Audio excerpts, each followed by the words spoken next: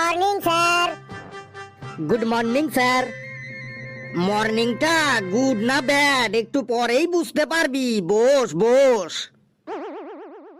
তোদের আজকে আমি শেখাবো প্রোনাউন্সিয়েশন কাকে বলে। স্যার কি সেশন বললেন? আরে প্রোনাউন্সিয়েশন মানে উচ্চারণ। আমি ইংরেজিতে বোর্ডে শব্দ লিখবো কিছু, তোরা তার উচ্চারণ বলবি কি উচ্চারণ হয়। ওকে স্যার, ফটাফট লিখে ফেলুন, উচ্চারণ করে দিচ্ছি। কালু তুই বল তো উচ্চারণ করে এটা কি লিখলাম। স্যার ওটা লেখা আছে পি ইউ পু আর ই রি, পুরি, অ্যান্ড এস ইউ সু আর ই রি, সুরি। স্যার ওটা লেখা আছে পুরি অ্যান্ড সুরি। প্রথমেই আমার মেজাজটাকে একদম গরম করে দিলি। স্যার ওটা লেখা আছে পিওর অ্যান্ড শিওর। একদম ঠিক বলেছিস হাবলু, তুই বস। এবার বলতো কালু এটা কি লেখা আছে। স্যার ওটা লেখা আছে এফ এ ফা C E C B double O K book. Sir এটা লেখা আছে ফাঁসি বুক। ওরে বাবা রে, কি সব উচ্চারণ করছিস এসব, এবার তো মনে হয় আমার দম বন্ধ হয়ে যাবে। স্যার ওটা লেখা আছে ফেসবুক। একদম ঠিক বলেছিস বস হাবলু। ভেলু তুই বলতো এটা কি লেখা আছে। স্যার ওটা লেখা আছে এফ ইউ ফু টি ইউ টু আর ই রে। স্যার ওটা লেখা আছে ফুটুরে। কি সাংঘাতিক রে। এই ঘেটু তুই বলতো ওটা কি লেখা আছে। একদম স্যার ওটা ফুটুরেই হবে। ফেলু ঠিকই বলেছে, একদম শিওর স্যার ওটা ফুটুরেই। চুপ! হাবলু বলতো ওটা কি লেখা আছে। স্যার ওটা লেখা আছে ফিউচার। একদম ঠিক বলেছিস। পেশি তুই বলতো ওটা কি লেখা আছে। স্যার প্রথমটা লেখা আছে এল ও লো ভি ই ভি, লোভি। আর দ্বিতীয়টা লেখা আছে এম ও মো B I B L E লি, মোবিলি। তুইও তো দেখছি ইংরেজিতে একদম বাগ বাচ্চা। হাবলু তুই বলে দে এটা কি লেখা আছে। স্যার ওটা লেখা আছে এল ও ভি ই লাভ, আর পরেরটা লেখা আছে M O B I L E, mobile. একদম ঠিক বলেছিস, তুই বস আর বাকি সবাই আমার কাছে চলে আয়, তোদের আর ছাল চামড়াটা একটু আমি মালিশ করে দিই। স্যার আরেকটা ধরুন, এটাই লাস্ট, যদি না পারি তাহলে আপনি যা করার করবেন স্যার। নে বল কি লিখলাম এটা। স্যার এটা লেখা আছে কে এন ও ডব্লিউ, কনৌ।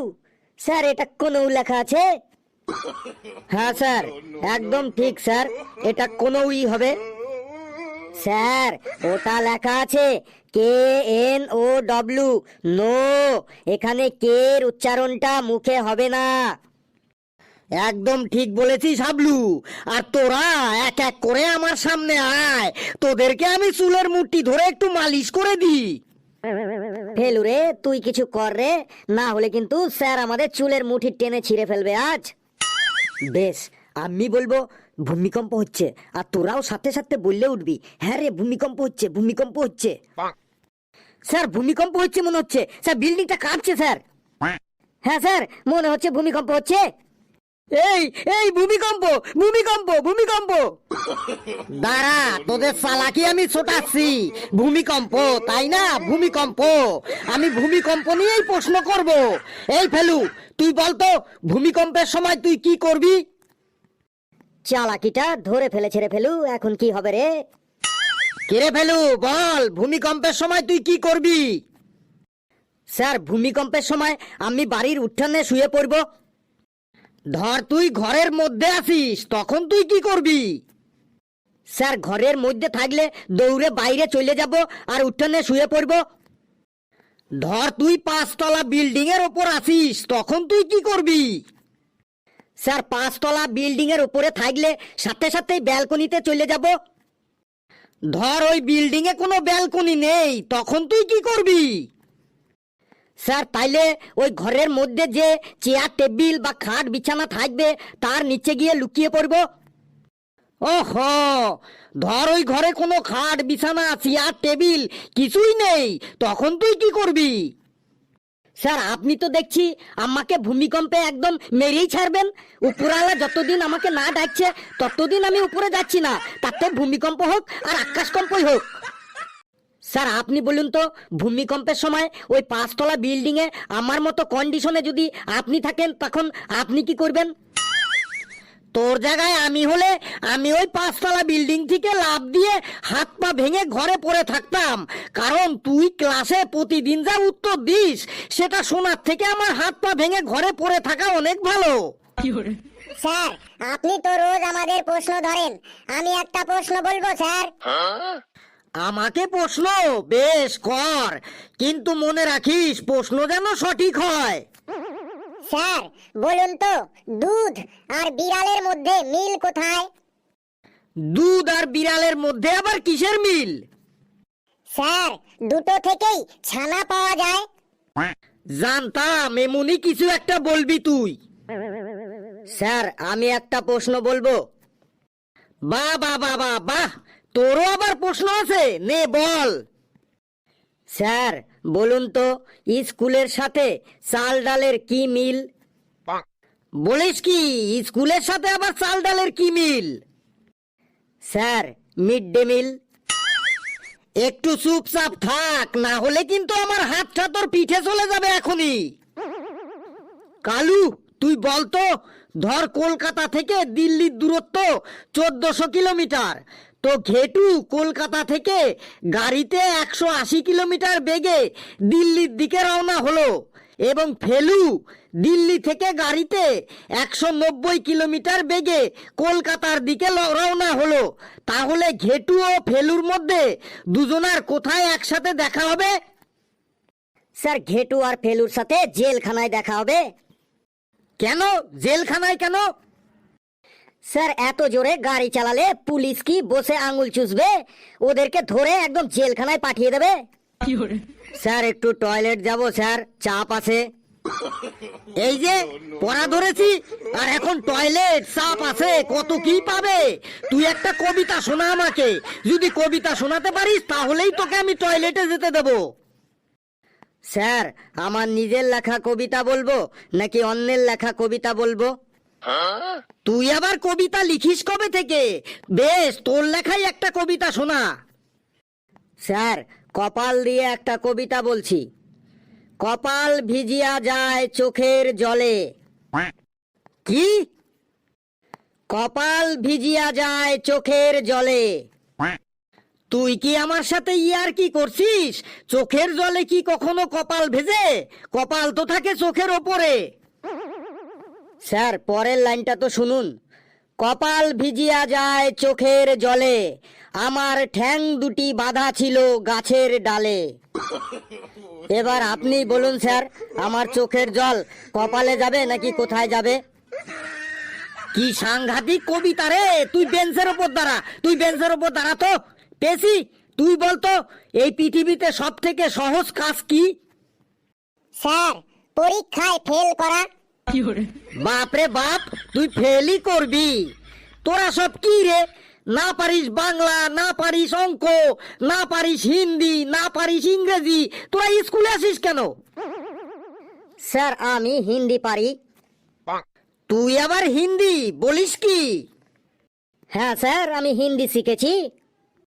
আগে বল, তুই কাল সকালে বাজারে গেছিলি কেন? স্যার বাবার শরীরটা খারাপ ছিল, তাই আমি কাল বাজার করতে গেছিলাম। বেশ, তাহলে তুই বাজারে গিয়ে কি কি করলি কালকে সেটা হিন্দিতে বল। বলছি স্যার, কাল हमारा पिताजी का तबीयत बहुत खराब था, उनका बहुत पतला पायखाना हुआ था, सुबह में 8 बार पायखाना गया था, तब मेरा पिताजी मेरे को बोला, जा बेटा आज तू बाजार करके ले आ। मैं बाजारेर थोली और साथ में 200 टाका लिए सुबह सुबह बाजार चला गया। पहले मैं मोरेर माथाय एक दुकान থেকে चा बिस्कुट खाया था। उस बाद सब्जी मार्केटे गया था, 2 किलो आलू और 1 किलो प्याज किना। तारपर 3-4 रकमेर सब्जी किना है। बाद में माछ बाजारे जाके दाम दर करके 50 টাকার পুঁটি মাছ 40 টাকা দিয়ে কিনা था। তারপর बाद में साइकिलेर हैंडले बाजारेर थली झूला के घरेर दिके आस्ता था।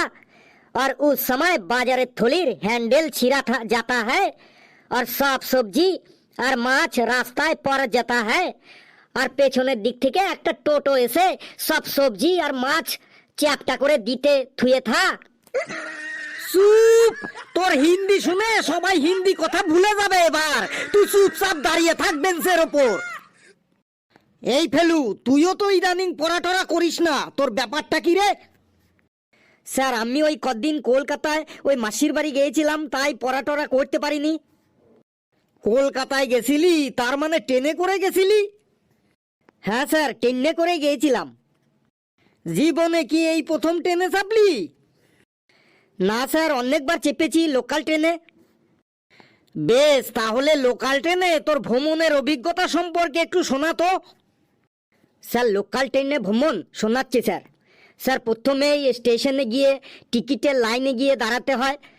প্রত্যেক স্টেশনে টিকিটের লাইনে এমন একজন লোক থাকবেই যিনি লাইন না দিয়ে লাইন টপকে কাউন্টারের সামনে চলে আসবে টিকিট কাটার জন্য। আর তখনই পেছনে সবাই রেগে গিয়ে চিৎকার করে বলে, ও দাদা আপনি লাইন না দিয়ে আগে যাচ্ছেন কেন, লাইন দিন তারপরে টিকিট কাটবেন। এই নিয়ে একটু ঝামেলা হবেই হবে। তারপর টিকিট কেটে যখন প্ল্যাটফর্মে গিয়ে ফ্যান পাকার নিচে বসতে যাবেন, তখনই দেখবেন প্রত্যেক ফ্যান পাকার নিচেই কেউ না কেউ বসে আছে। ফ্যানের নিচে বসার কোনো জায়গাই পাবেন না। তারপর দেখবেন কিছু লোক আছে যারা বারবার লাইনে গিয়ে উকি মারবে যে ট্রেন আসছে কিনা, অথচ ট্রেনের কোনো খবরই হয়নি। তারপর যখন লোকাল ট্রেন আসবে তখন দেখবেন ট্রেনের যে বগিগুলো আপনাকে পেরিয়ে যাচ্ছে সেই বগিগুলোই খালি আছে, কিন্তু আপনার সামনে যে বগিটা দাঁড়াবে সেই বগিটা দেখবেন লোকে একদম গাদাগাদি ভর্তি। তারপর দেখবেন ট্রেনের দরজাটায় লোক ওঠার জন্য এত হুড়োহুড়ি করবে যে যারা ট্রেন থেকে নামবে তাদের নামতেই দেওয়া হয় না। এই নিয়ে ওঠার প্যাসেঞ্জার আর নামার প্যাসেঞ্জারদের মধ্যে খানিক ঝগড়া হয়, অল্প গালাগালি হয়। তারপর কোনো রকম যখন ট্রেনে উঠেই সবাই ইনকোয়ারি করতে শুরু করে। ট্রেনে উঠে আবার ইনকোয়ারি? কিসের ইনকোয়ারি? ওই যে কে কোথায় নামবে এবং তার সিটটা বুকিং করে রাখার জন্য ইনকোয়ারি। অনেক সময় ট্রেনে এমন ভিড় হয়, এমন গাদাগাদি হয় যে যারা একটু লম্বায় খাট্য থাকে তাদের মুখের কাছে যদি কোনো বগল চলে আসে তাহলে বগলের গন্ধ শুকতে শুকতে গন্তব্যস্থলে যেতে হয়। সি সি সি, কি সব বলছিস এসব? হ্যাঁ স্যার, তারপরে মজা লাগে ওই হকারদের দেখে। এত ভিড়, এত গাদাগাদি যে আপনার পিঠে চুলকানি হলেও আপনি চুলকাতে পারবেন না, কিন্তু হকাররা ঠিক ওই ভিড়ের মধ্যে দিয়ে দৌড়ে দৌড়ে বিক্রি চালিয়ে যাবে। লোকাল ট্রেনে হকারদের স্টাইলটা আমার দারুণ লাগে।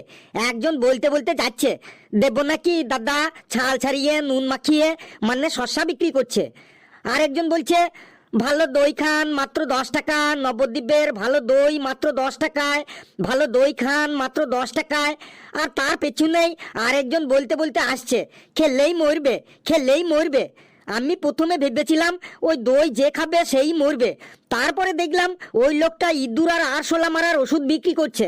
তারপরে একজন হকার বলতে বলতে এলো, সবাই কি ভালো হয়ে গেছে? কারো কি আর গ্যাস অম্বল বুক জ্বালা নেই? এদেশে জন্মে গ্যাস অম্বল বুক জ্বালা ছাড়া আর কি পেলাম? বিদেশে জন্মালে ডলার পেতাম। মানে ওই লোকটা আদা চূর্ণ বিক্রি করছে।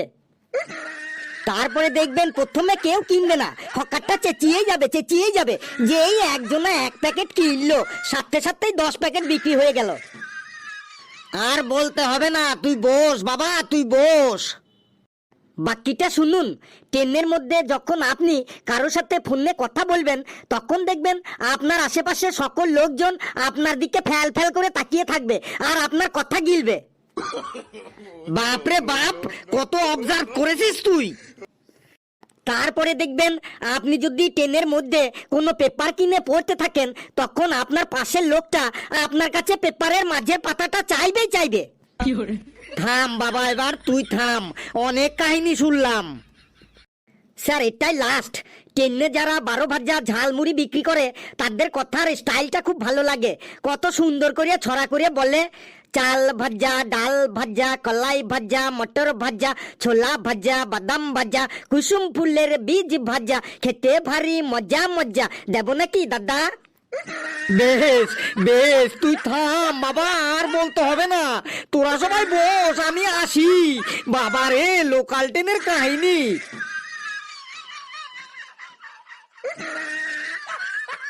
বন্ধুরা, লোকাল ট্রেনের ভ্রমণের কাহিনী কেমন লাগলো আপনারা কিন্তু কমেন্টসে অবশ্যই জানাবেন। আর ভিডিওটি ভালো লাগলে লাইক করবেন, যত পারেন শেয়ার করবেন, আর চ্যানেলটিকে সাবস্ক্রাইব করে আমাদের সাথেই থাকবেন।